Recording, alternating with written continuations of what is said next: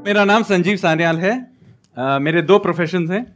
एक मैं लेखक हूं और दूसरा मैं इकोनॉमिस्ट या अर्थशास्त्री हूं। Shri Ram college of commerce में मैंने अंडर ग्रेजुएट डिग्री प्राप्त की और फिर मैं ऑक्सफोर्ड यूनिवर्सिटी में मैं 3 साल उसके बाद था एज अ रोड स्कॉलर।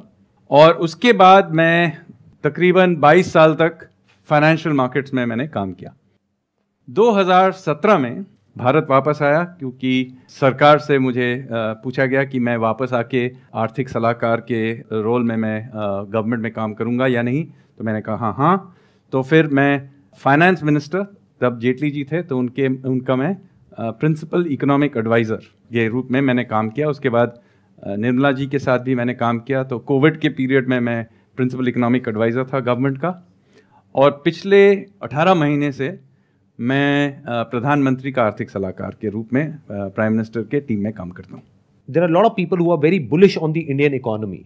इसके पीछे के फंडामेंटल्स जो हैं, मतलब कि इंडियन इकोनॉमी की अगर बात करी जाए तो उसकी स्ट्रेंथ्स क्या हैं और वीकनेसेस क्या हैं गोइंग फॉरवर्ड, क्योंकि सब कुछ पॉजिटिव तो नहीं हो सकता, तो कुछ नेगेटिव भी होगा और कुछ पॉजिटिव भी होगा। तो अगर दोनों तरफ आप थोड़ा सा बता सकें हम लोगों को लेमैन लैंग्वेज में कि 10 साल के स्टैंड पॉइंट से अगर कोई है जो कि म्यूचुअल फंड्स में इन्वेस्ट कर रहा है, स्टॉक मार्केट में कंपनीज में इन्वेस्ट कर रहा है या जॉब मार्केट में है, बिजनेस में है, तो going forward India as an economy at a global level हम कहां देखते हैं, मतलब हम क्या एक्सपेक्ट कर सकते हैं रियलिस्टिकली, और उसमें क्या स्ट्रेंथ्स है और क्या वीकनेसेस है? पहले मैं एक काम करता हूं, आपको अभी की परिस्थिति के बारे में बताता हूं, फिर अगले 10-20 साल के बारे में आगे जाके बात करेंगे। तो अभी जो परिस्थिति है कि देखिए, आपको मालूम है कि कोविड के कारण से दुनिया की अर्थव्यवस्था पे कितना प्रभाव पड़ा, और यूरोप हो या अमेरिका हो या बहुत जगह अभी रिसेशन चल रहा है, उनकी अर्थव्यवस्था कहीं कहीं तो टूट गई है। वहाँ जो महंगाई दर है हमारे से कहीं ज़्यादा है। आप अभी यूके का लीजिए, वो तो कुछ देर तक डबल डिजिट इन्फ्लेशन भी देख रहे थे। तो ये एक तरीके से हमारी ये उपलब्धि है कि हमारे इर्द गिर्द के देश तो एकदम पूरी तरह से टूट गए हैं। जैसे श्रीलंका लीजिए, पाकिस्तान लीजिए, इनके अर्थव्यवस्था की परिस्थिति बहुत ही खराब है। तो उस संदर्भ में आप अगर देखें तो हमारी जो अर्थव्यवस्था है, अभी जो विकास दर है 7.2% से पिछले साल, और इस साल भी 6.5 से 7% के बीच में हम लोगों का विकास दर होगा।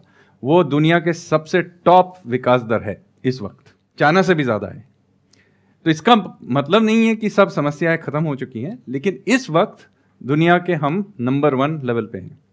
और साथ साथ क्या होता है, अगर विकास दर ज़्यादा हो तो महंगाई दर में प्रेशर पड़ता है। क्यों?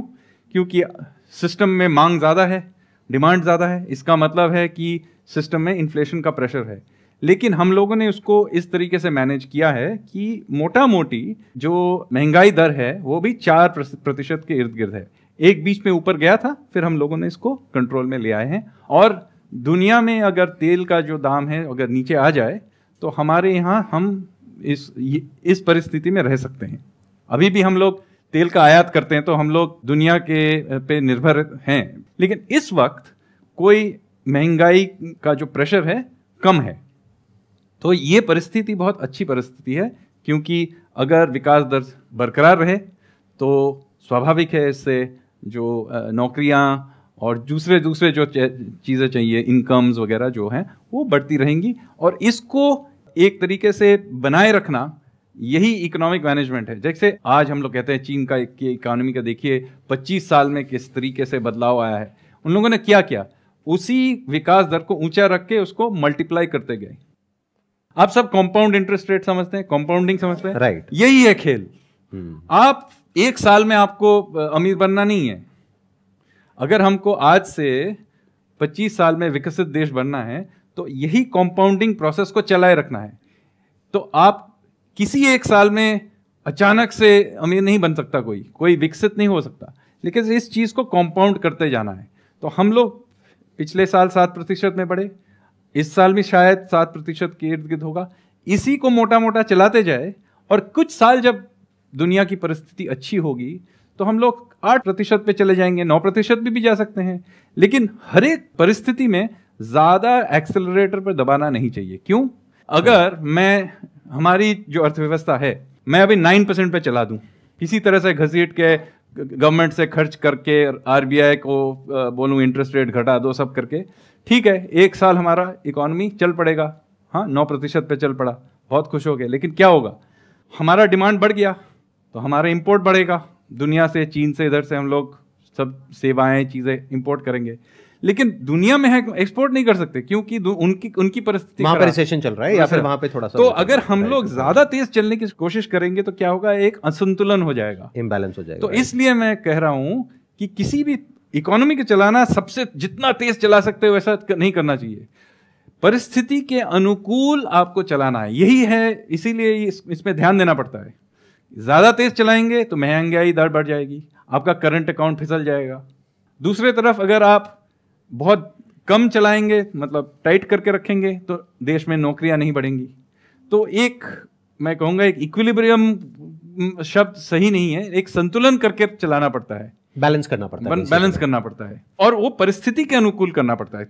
जैसे आप गाड़ी चलाते हैं, गाड़ी आप रोड के अनुसार चलाते हैं ना, कभी कभी साफ रास्ता मिलता है, कभी गड्ढे वाला, तो गड्ढे वाले रास्ते में 100 किलोमीटर पे चलाएंगे तो गाड़ी क्या होगा, थोड़ी देर तेज चलेंगे फिर एक कार क्रैश हो जाएगा। तो इस वक्त हम लोग 7% के इर्द गिर्द चला सकते हैं इस गाड़ी को। और क्या हुआ है कि पहले हम लोग इसको सस्टेन नहीं कर पाते थे। क्यों? क्योंकि हमारे पास इंफ्रास्ट्रक्चर नहीं था या ब्यूरोक्रेटिक बहुत तरीके के प्रॉब्लम्स थे। तो मैं नहीं कहता कि हमारे इंफ्रास्ट्रक्चर अब एकदम वर्ल्ड क्लास हो गया और कुछ नहीं करना, ऐसा नहीं है, लेकिन पहले से कहीं अच्छा है। आप अगर हाईवेज पे जाएंगे, हमारा मोटा मोटा अच्छा हाईवे आपको दिखेगा। हमारे जो एयरपोर्ट हैं वर्ल्ड क्लास हैं, 4G तो है ही, अभी 5G का भी रोल आउट हो रहा है, अभी देखिए इसका भी इंप्रूवमेंट हो जाएगा। तो मोटा मोटा मैं जो कह रहा हूं, हमारी इंफ्रास्ट्रक्चर का जो क्वालिटी है वो पहले से कहीं अच्छा निकला है। साथ साथ बहुत जगह ऐसे थे जहां ब्यूरोक्रेटिक प्रॉब्लम्स थे, उनको एक एक करके हम हटा रहे हैं। ऐसा नहीं है कि अब बहुत साफ हो गया है। मैं नहीं कहता कि GST में कोई समस्याएं नहीं है, ऐसा नहीं है, लेकिन आप अगर GST को भी लें, इसकी समस्याओं के साथ भी लें, लेकिन पहले जो कर व्यवस्था थी उसके मुकाबले अभी का GST सिस्टम जो है मोटा मोटा साफ है। गोइंग फॉरवर्ड अगर हम देखा जाए आगे, अगर अगले 10 साल की हम बात करते हैं, 20 साल की बात करते हैं, तो क्या ऐसा है जो हमें सही करना होगा from the country stand point, looking at the global scenario, और क्या है जो गलतियां हैं जिनको हमको अवॉइड करना होगा? तो इस वक्त हमारी अर्थव्यवस्था का $4 ट्रिलियन से थोड़ा सा कम है इस वक्त। तो इसका मतलब है दुनिया के जो साइज में अगर देखें तो हम अभी 5वें नंबर पे हैं। गरीब अभी भी हैं क्योंकि हमारी आबादी बहुत है, तो इसका मतलब पर कैपिटा इनकम अभी भी कम है, लेकिन सिर्फ साइज की तरह से देखें तो हम लोग 5वें नंबर पे हैं। हमारे आगे जर्मनी है, थोड़ा ही आगे, उसके बाद जापान, फिर चीन, फिर अमेरिका। अगले 1-2 साल में हम लोग जर्मनी से आगे निकल जाएंगे, उससे आगे जाएंगे। $5 ट्रिलियन के इर्द गिर्द है जापान, वो भी शायद 2028 ले लीजिए, वहां तक हम लोग उनको पार कर जाएंगे। इसके बाद चीन $16 ट्रिलियन पे है, तो 5 से $16 ट्रिलियन पहले में बहुत दूर है। फिर अमेरिका है 23-24 के पास, तो वो बहुत दूर है अभी भी, लेकिन तीसरे नंबर पे हम लोग जरूर, मतलब कुछ ही सालों में पहुंच जाएंगे।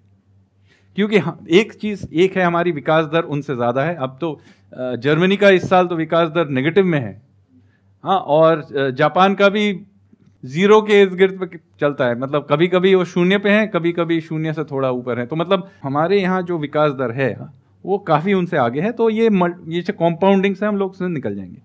तो मैं कहूँगा कि हम लोग तीसरे नंबर तक पहुँच जाएंगे। इसके बाद कठिनाई है क्योंकि आगे जो हैं वो लोग बहुत दूर है हमसे, लेकिन कोई बात नहीं, इसका मतलब नहीं कि कोशिश नहीं करेंगे, समय लगेगा, कोशिश करेंगे। तब तक, मतलब इस दशक के अंत तक, हमारा जो ये इंफ्रास्ट्रक्चर का जो ढांचा है वो वर्ल्ड क्लास नहीं है, लेकिन वर्ल्ड क्लास के आसपास पहुंच जाएगा। और बहुत बहुत शहरों में देखेंगे आप, मुंबई में अभी अगर गए हैं देखेंगे कि बढ़िया इंफ्रास्ट्रक्चर बन रहा है। यहाँ भी कुछ कुछ हो रहा है, इसके वजह से आप लोगों को परेशानी होगी क्योंकि बहुत धूल मलबा होता है कंस्ट्रक्शन के टाइम, लेकिन बन रहा है आपके आंखों के सामने, मेट्रो बन रहे हैं, तो हम लोग इसमें निवेश कर रहे हैं। तो इस दशक के अंत तक वहां पहुंच जाएंगे। लेकिन अब कुछ चीजें हैं जिसमें हम लोग को निवेश करना है, जिस पे हम लोगों ने अभी तक ध्यान ही नहीं दिया, तो उनका मैं बताता हूं। एक है हमारी जो ये न्याय प्रणाली है। तो हमारी जो न्याय प्रणाली है उसमें 4 करोड़ केस अटके पड़े हुए हैं, और आप सब जानते हैं, तारीख पे तारीख, तारीख पे तारीख, सब जानते हैं। तो इस समस्या को हमको हल करना ही पड़ेगा, और इसके लिए सरकार को तो करना पड़ेगा, लेकिन न्याय व्यवस्था को अपने आप को भी ठीक से उसको सुधारना पड़ेगा, एक साथ करना पड़ेगा। सिर्फ ये सरकार की तरफ से नहीं हो सकता है। तो ये न्याय व्यवस्था को और सरकार को बैठ के बहुत चीज़ें हैं, प्रोसेस चेंज करना है, बहुत कुछ करना है। मैं इन पे घुसूँ, मैं इस पे पूरा एक एपिसोड कर सकते हैं आप, क्या क्या करना है न्याय व्यवस्था पे, लेकिन इसमें हम लोगों को ध्यान देना ही पड़ेगा। एक ये हुआ। दूसरा है कि हमारी जो एडमिनिस्ट्रेटिव प्रणाली है उसको हम लोगों को साफ करना पड़ेगा, क्योंकि रोज़मर्रे के बहुत ऐसे चीज़ें हैं जो ठीक है, ऊपर से मोदी जी ये कर रहे हैं, बड़े बड़े मंत्रालयों के सचिव जो हैं वो काम कर रहे हैं, अच्छा काम कर रहे हैं, पहले से साफ भी हैं, सब ठीक है। लेकिन आपके रोज़मर्रे की ज़िंदगी में आप क्या करते हैं? आप अगर अपने प्रॉपर्टी को रजिस्टर करना चाहते हैं, या आपके किसी रिश्तेदार की मृत्यु हो गई तो उसका ट्रांसफ़र करना पड़ता है। इन सब छोटी छोटी चीज़ों में किसी भी सरकारी कार्यालय में चले जाएं, आपका तो मतलब वहाँ रिश्वत अभी भी चलता है, प्रोसेसेस वही पुराने 50 साल पुराने वाले प्रोसेस हैं, कहीं कहीं कंप्यूटराइज भी नहीं है। तो इनका जो रिफॉर्म है ये केंद्रीय सरकार नहीं कर सकती, ये आपको राज्य सरकार से ही करवाना पड़ेगा।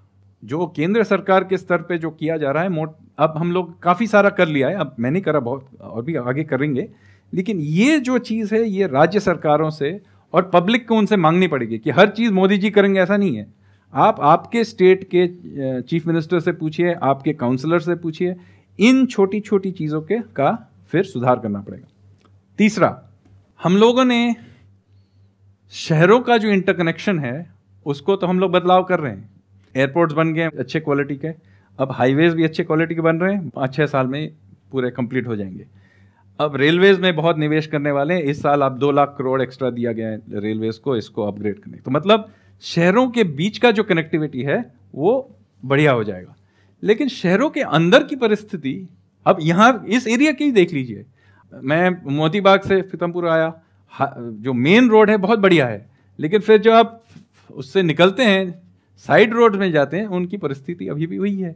तो म्यूनिसिपल गवर्नेंस जो है, नगर निगम का जो काम है, उस पर अब ध्यान देना पड़ेगा। और ऊपर का ढांचा अच्छा भले ही हो, लेकिन आपके रोजमर्रे की जिंदगी में तो वही नगर निगम का काम है। तो ये सब जो सुधार हैं उन पे हम लोगों को ध्यान देना पड़ेगा, क्योंकि उसी से आपके क्वालिटी ऑफ लाइफ में सुधार आएगी। थोड़ा सा आप ये बताएंगे कि जो भी अभी तक आपने किया है इस पद पर, उसमें आज तक का सबसे सही डिसीजन आपका कौन सा था और सबसे खराब डिसीजन कौन सा था, और सही से आपने क्या सीखा और खराब से क्या सीखा? कहना डिफिकल्ट है, क्योंकि याद रखिए कि मैं जो डिसीजन लेता हूं उसका मैं हमेशा कह नहीं सकता कि मैंने there are lot of people involved, not only a lot of people involved, it's a collective decision. तो हम लोग कभी बताते नहीं है कि किस डिसीजन को किसने लिया, मतलब साफ से नहीं बताते। जैसे मैं आपको बताता हूँ, 5 साल तक मैंने ये इकोनॉमिक सर्वे यानी आर्थिक समीक्षा का एडिटिंग और काफ़ी सारे चैप्टर्स लिखे हैं उसमें, लेकिन मैं आपको कभी नहीं बताऊंगा कि किस चैप्टर को मैंने लिखा और किस चैप्टर को नहीं। एडिटिंग मैंने किया, लेकिन बहुत सारे लोग लिखते हैं, क्योंकि ये कलेक्टिव है। एक है कि आपको याद है बैंकों का जो एनपीए का जो दौर रहा, हाँ। तो उसको जो सफाई जो किया गया इंसॉल्वेंसी एंड बैंक्रप्सी कोड के तहत, उसमें भी मेरा छोटा सा एक योगदान है। और फिर कोविड के समय जो हम लोगों ने जो स्ट्रैटेजी अपनाई, जो दूसरे देशों से अलग था, दूसरे देशों ने क्या किया, बहुत पैसा खर्च कर दिया इधर उधर, पूरा मतलब अपना वित्तीय घाटा बढ़ा के।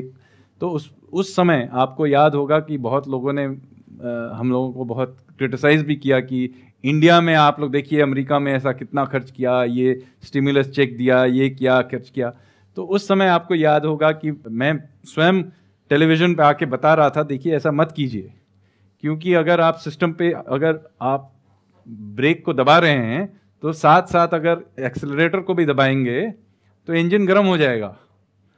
इसीलिए हम लोगों ने जो, ऐसा नहीं है कि हम लोगों ने खर्च नहीं किया, हम लोगों ने 800 मिलियन लोगों को फ्री में खाना का व्यवस्था किया, वैक्सीनेशन वाला भी किया हम लोगों ने, और फिर इंफ्रास्ट्रक्चर बिल्ड आउट के लिए खर्च भी किया।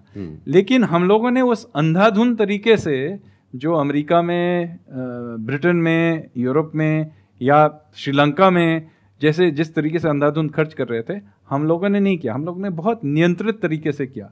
इसीलिए क्या हुआ कि हमारे यहाँ जो महंगाई दर है उस तरीके से स्पाइक भी नहीं हुआ और अभी नियंत्रण में आ गया है। अभी ब्रिटेन में देखिए पूरी तरह से नियंत्रण के बाहर है। तो ये जो है हम लोग नियंत्रित तरीके से हर जो सप्लाई साइड रिफॉर्म्स हम लोग करते जा रहे हैं, वही मैं कहूँगा यही हमारा सबसे अच्छा स्ट्रैटेजी रहा है। उसमें मेरा छोटा मोटा एक योगदान भी है।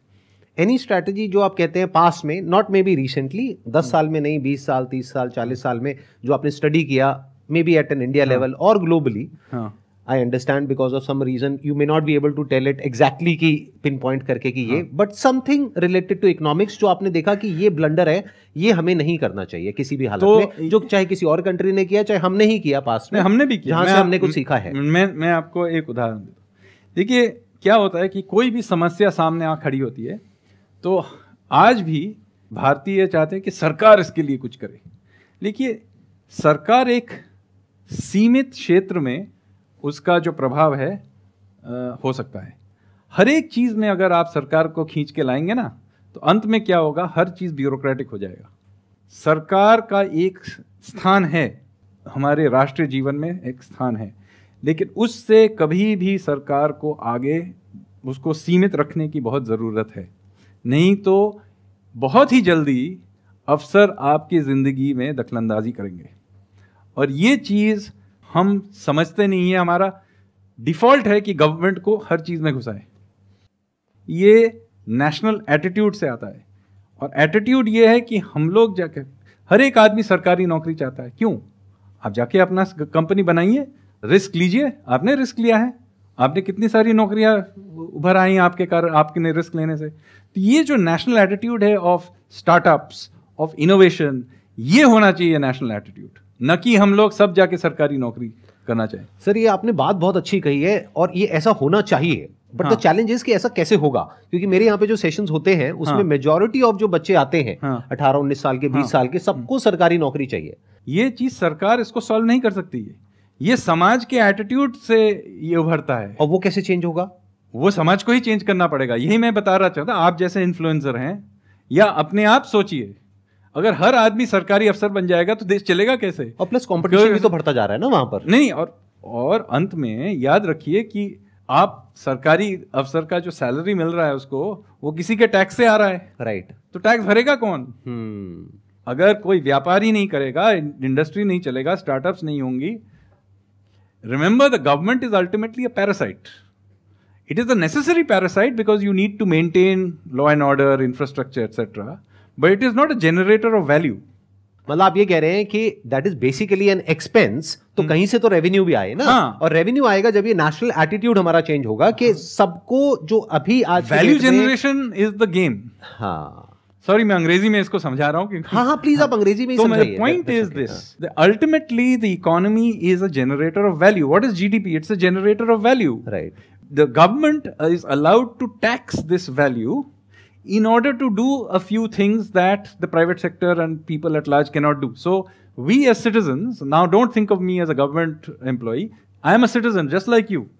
We as citizens have given certain rights to the state in order that they do certain things that we needed to do. What are they? Law and order, defense of the country, basic infrastructure, run the legal system, etc., which private sector cannot run. Beyond that, the state has no role in national life. If you allow the state to interfere into your daily life, then remember that for that intervention, you will pay. There is no free lunch. Sir, मेरे mind में एक question है, you can choose not to answer if you don't want to, but the question is कि अभी एक नया trend शुरू हो गया है इंडिया में, वो है फ्रीबीज का, कि पॉलिटिक्स में there are lot of parties, there are a lot of people who are giving freebies to people, and वो धीरे धीरे बढ़ता ही चला जा रहा है। तो उसके बारे में मैं आपका व्यू जानना चाहूँगा from the economy perspective, from the long term perspective, कि क्या ये सही है, गलत है, आपका क्या स्टैंड है इसके ऊपर? मेरा स्टैंड तो बहुत साफ है। ये जो रेवड़ी कल्चर है आप जिसकी जिक्र कर रहे हैं, वो बहुत ही खराब चीज़ है। क्योंकि याद रखिए, इस सिस्टम में कोई फ्री कोई भी चीज़ नहीं है। अगर आपको एक रेवड़ी मिल रहा है तो याद रखिए इसका मतलब है वही सरकार और कहीं खर्च कम कर रहा होगा। तो आप दिमाग में ये साफ रखिए कि अगर आपको कह रहे हैं कि फ्री इलेक्ट्रिसिटी मिल रहा है या फ्री पैसा मिल रहा है, फ्री मिल रहा है, कोई भी मिल रहा है, तो right. इसका मतलब है और किसी चीज पे खर्च कम किया जा रहा है, इंफ्रा पे या और जगह पे, रोड्स पे या किसी कहीं पर चीज पे कम तो करना है ना, एजुकेशन पे कहीं ना कहीं तो होएगा ही, पैसा तो मैंने कहा ना, पेड़ पे तो उग नहीं रहे हैं, राइट। तो साफ आप दिमाग में साफ होना चाहिए कि ये हो रहा है। इसका मतलब नहीं है कि गरीबों के लिए कुछ खर्च करना नहीं चाहिए, लेकिन ये बहुत सीमित तरीके से एकदम टारगेट करके खर्च करना चाहिए। जैसे बहुत गरीब लोग हैं या एक टॉयलेट बनाने की जरूरत है, हाँ, ये तो न केवल जो टॉयलेट इस्तेमाल कर रहा है उसके लिए चाहिए और पूरे समाज के लिए भी चाहिए, क्योंकि ये एक सैनिटेशन, इसका जो बेनिफिट है वो सैनिटेशन पे है। उसी तरीके से जैसे हेल्थ केयर हो गया, एजुकेशन हो गया, कुछ कुछ ऐसे चीजें हैं राइट, जिस पे खर्च करना चाहिए। लेकिन सर यहाँ पर एक बहुत बड़ा चैलेंज है, अगर मैं फ्रॉम अ मैक्रो पर्सपेक्टिव देखता हूँ, हाँ। ये जो मॉडल है जिसको आप रेवड़ी कल्चर कह रहे हैं या ये जो फ्रीबीज वाला मॉडल है, ये ग्लोबली सक्सेसफुल है from the stand point of a political party, but it's a big failure from the stand point of the country and the economy. Absolutely. तो अब एक सिचुएशन इमर्ज होगी फ्यूचर में, आज नहीं तो कल, जब आपके जो ओपोनेंट्स हैं वो इस तरह से फ्री में सब देंगे और वो पावर में आते चले जाएंगे, तो अब उस पॉइंट पे जाकर के आप क्या करेंगे? इसीलिए मैं शुरू से ही कह रहा हूं, किसी एक राष्ट्र या समाज में सफलता तभी होगी जब वो समाज ही अपने आप समझने लगे कि क्या हो रहा है, इसीलिए क्या सही है क्या गलत है। हाँ, इसीलिए मैं पहले भी आपने कहा कि डायरेक्शन ऑफ चेंज है वो समाज से सरकार पे प्रभाव है, सरकार से समाज पे नहीं है। तो अगर हमारी समाज जो लोग हैं, हमारे नागरिक हैं, वो रेवड़ी मांग रहे हैं तो आपको रेवड़ी मिलेगा, लेकिन ये भी याद रखिए कि विकास भी बंद हो जाएगा। So the problem ultimately is we as citizens have to decide that. That's why we are a democracy. If we were not a democracy, then we can blame the leader or the politician or whatever. But if we are a democracy, and we are a democracy, and we are voting people for रेवड़ी, then we'll get रेवड़ी. Why blame the politician? जैसे कि अभी आपने काफ़ी सारे reforms की बात करी in administrative section and in judiciary, don't you think our Indian taxation system also needs a reform?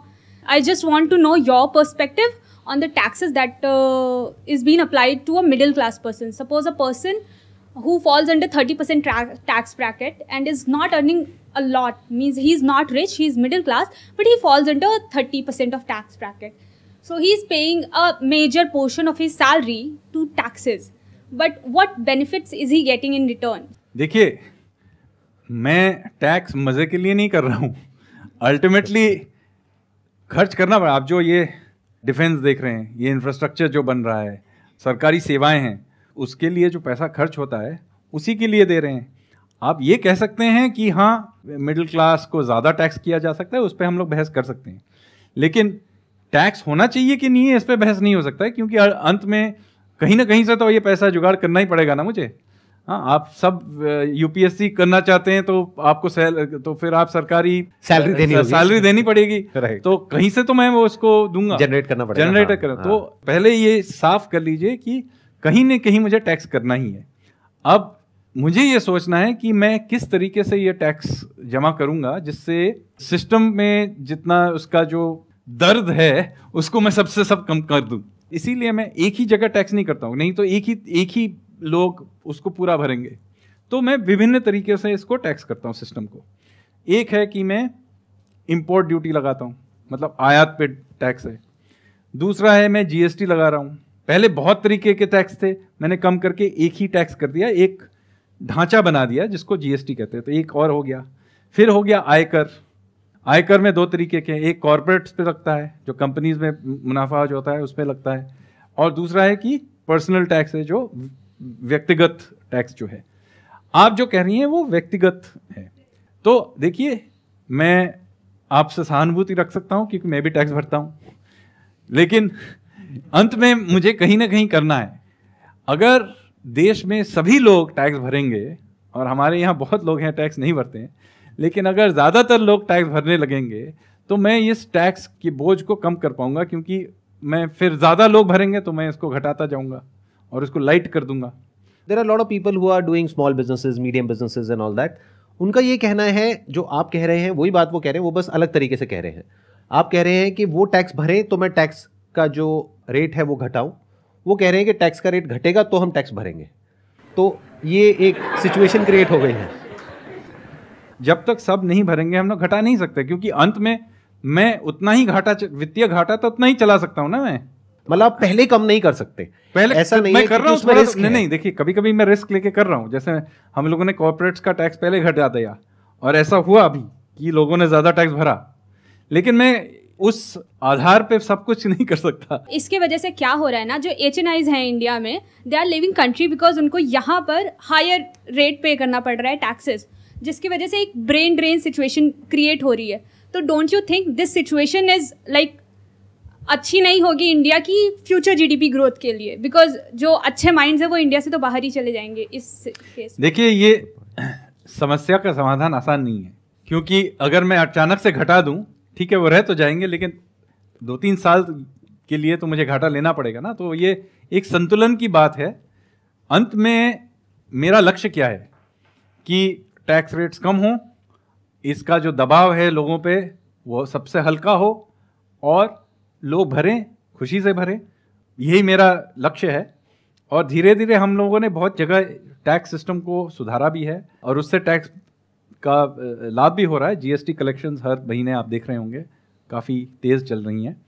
तो मैं आपकी सोच से सहानुभूति रखता हूं कि हमें ये पर्सनल टैक्स सिस्टम को और सिंपल करना चाहिए और अंत में इसके भार को हल्का कर देना चाहिए और इवन हो जाना चाहिए, इवन ताकि होना चाहिए, सब लोगों पे आए। ऐसा नहीं कि 2 या 3% लोग ही टैक्स भर रहे हैं। लक्ष्य तो यही है, लेकिन एक झटके में अगर मैं ज्यादा करने जाऊंगा ना सिस्टम टूट जाएगा। आप जब GST किया गया तो सब रो रहे थे 1-2 साल, अंत में सब अब मानते हैं कि ये सिस्टम अच्छा है।